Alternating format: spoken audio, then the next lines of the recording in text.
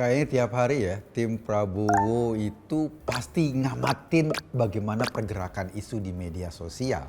Selain soal Fufu Fafa yang nggak pernah kelar-kelar sampai sekarang, juga soal nebeng jet pribadi, pembicaraan publik yang lagi rame adalah soal ekspor pasir laut. Soal Fufu Fafa udahlah, kita capek membahasnya.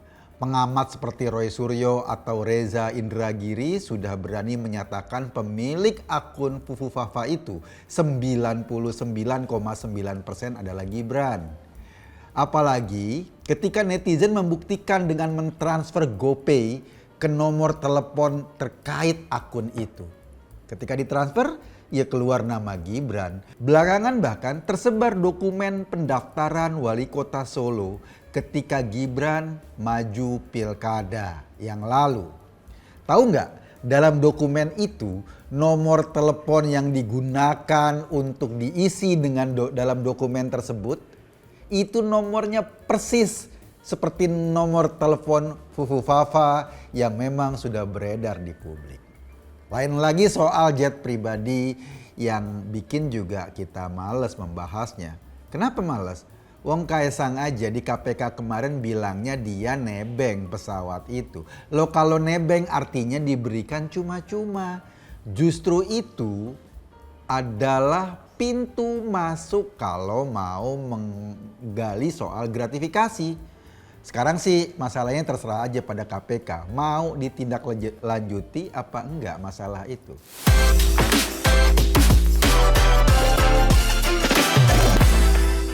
Nah, dua masalah itu udahlah. Sekarang yang rame itu masalah berkenaan dengan dibukanya kembali aturan ekspor pasir laut.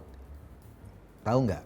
Zaman Soeharto dulu emang pulau-pulau di Riau dan sekitarnya banyak beresiko hilang karena pasirnya dikerukin terus untuk diekspor ke Singapura. Pulau di Singapura bertambah luasnya, sementara di Indonesia pulaunya hilang.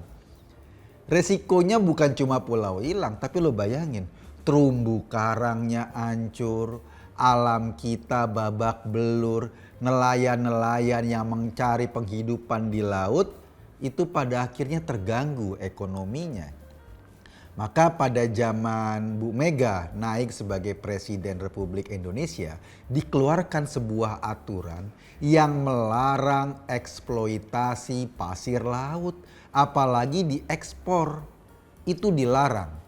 Aturan itu keluar tahun 2002 lah. Berupa surat keputusan bersama beberapa Menteri Kelautan dan Perikanan, Menteri Perdagangan, Menteri Lingkungan Hidup maupun Menteri Perindustrian.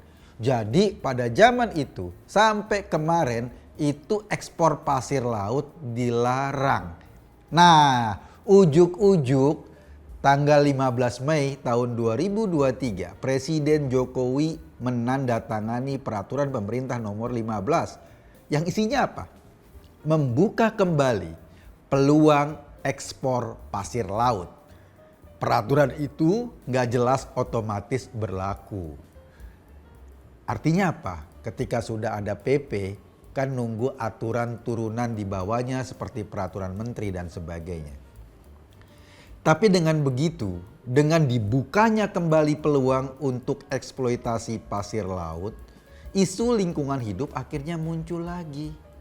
Ketika diprotes oleh masyarakat tentang ekspor pasir laut, pemerintah bilang yang diekspor itu bukan pasir, hanya sedimen.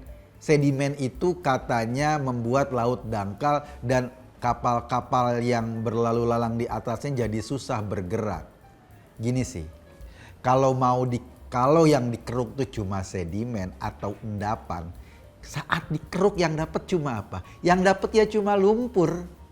Kalau mau mendapatkan nilai ekonomis, harusnya sama pasirnya yang dikeruk. Jadi kalau cuma ngeruk sedimen ya nggak ada masalah.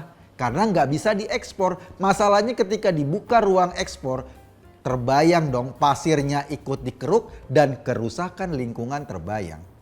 Aktivis lingkungan udah bersuara lantang. Anak-anak milenial dan Gen Z yang peka terhadap isu lingkungan juga nggak kalah galak ketika mereka mengkritik kebijakan tersebut. Di akhir masa jabatannya seolah Jokowi membuka lagi peluang terjadinya eksploitasi alam yang dikhawatirkan merusak kekayaan laut kita.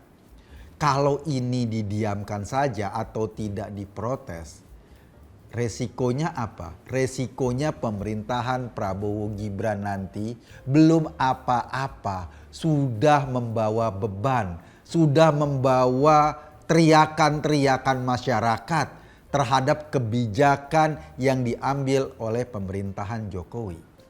Nah, dalam konteks itu kayaknya tim Prabowo membaca sinyal yang agak-agak bahaya. Wah, ini bahaya nih kalau didiemin aja. Jadi wajar sih jika dalam sebuah kesempatan petinggi Gerindra, Ahmad Muzani itu sekjennya, malah mengusulkan agar kebijakan zaman Pak Jokowi itu ditunda. Maksudnya jangan diteruskan. Kenapa? Dia pasti gak mau dong. Ketika Prabowo memulai pemerintahannya sudah bawa ransel yang isinya beban yang memberatkan. Bukan hanya Muzani loh. Relawan Jokowi Mania yang diketuai oleh Noel juga teriak memprotes kebijakan ini. Mereka minta kebijakan eksploitasi pasir laut, ekspor pasir laut dihentikan. Karena apa? Karena itu tadi sinyalnya negatif. Apa yang disampaikan oleh mereka semua seperti membuka mata kita bahwa sebetulnya Prabowo sebagai presiden itu nggak mau tunduk-tunduk banget sama Jokowi. Iya sih, sekarang kan belum dilantik. Jadi kesan itu memang apa kata Jokowi itulah kata Prabowo. Tapi kalau kita lihat isu sekarang, suara Gerindra yang meminta kebijakan Jokowi ditunda menandakan bahwa gak selamanya apa yang diinginkan Jokowi, apa yang diputuskan Jokowi itu disetujui Pak Prabowo. Sekarang aja belum pelantikan. Bayangin nanti setelah Prabowo resmi dilantik jadi Presiden Republik Indonesia. Saya sih gak yakin akan jalan atau pemerintahan akan jalan dengan cara berpikir yang sama dengan pemerintahan Jokowi. Pasti Pak Prabowo punya cara berpikir sendiri. Mungkin akan banyak sekali kebijakan di zaman Jokowi yang nanti akan dikoreksi oleh Pak Prabowo. Bukan cuma kebijakan sih. Kayaknya juga dalam komposisi tim misalnya. Gue gak yakin jika nanti orang-orang Jokowi akan mendominasi di pemerintahan Pak Prabowo, ada iya, tapi bukan pada posisi-posisi penting. Bagi Prabowo dan tim ini adalah era mereka. Merekalah yang akan menjadi pemain utama dalam pemerintahan ke depan. Sementara gerbongnya Pak Jokowi mungkin akan jadi anak bawang saja, kebagian tetapi tidak strategis-strategis banget. Bayangin deh, belum juga memulai pemerintahan, Prabowo sudah dibebani dengan isu Fufu Fafa. Itu anaknya Pak Jokowi loh, yang menjadi wapres terpilih. Kalaupun itu belum dibuktikan secara hukum, juga dibebani dengan isu gratifikasi anak dan menantunya Pak Jokowi. Kan publik terus mendorong mudah-mudahan presiden yang akan datang mau menyelesaikan isu-isu yang masih tertunda ini. Mau menyelesaikan PR-PR dan pertanyaan publik yang masih tertunda ini. Pertanyaannya, akankah sampai di situ? Kalau sampai disentuh isu itu, akankah hubungan Pak Jokowi dengan Pak Prabowo akan menjadi masalah? Saya nggak tahu gimana nanti pola hubungan Prabowo dan Gibran misalnya. Apalagi ya sudah jadi rahasia umum soal Fufu Fafa itu. Yang menyentuh persoalan-persoalan paling emosional dari diri seseorang. Yang pasti ya, betapapun Jokowi sudah mengambil kebijakan. Kalau itu malah membuat repot pemerintahan Prabowo ke depan. Mau nggak mau, pemerintahan Prabowo akan menggergaji kebijakan itu juga. Akan menunda atau bahkan membatalkan kebijakan itu juga. Ekspor pasir laut ini hanya permulaan. Mungkin nanti akan lebih banyak lagi perubahan arah angin dari kebijakan nasional. Terus gimana soal isu pemerintahan berkelanjutan? Kalau menurut gue itu cuma omon-omon kampanye. Ujungnya kan yang jadi presiden adalah Pak Prabowo. Ujungnya yang memegang amanah konstitusi adalah Pak Prabowo. Ujungnya yang berkuasa nanti adalah pemerintahan dari Partai Gerindra. Tentu ditambah dengan partai-partai yang lainnya. Dan Pak Jokowi kan cuma akan jadi mantan presiden.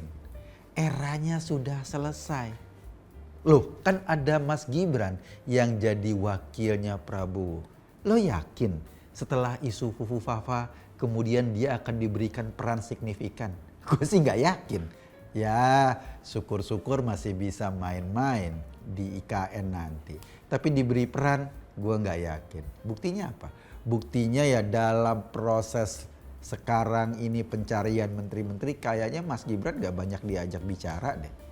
Dia cuma ada dan tiada, gak jelas posisinya dalam konteks pemerintahan Prabowo ke depan. Gue Eko Kuntadi, masuk Pak Eko, terima kasih.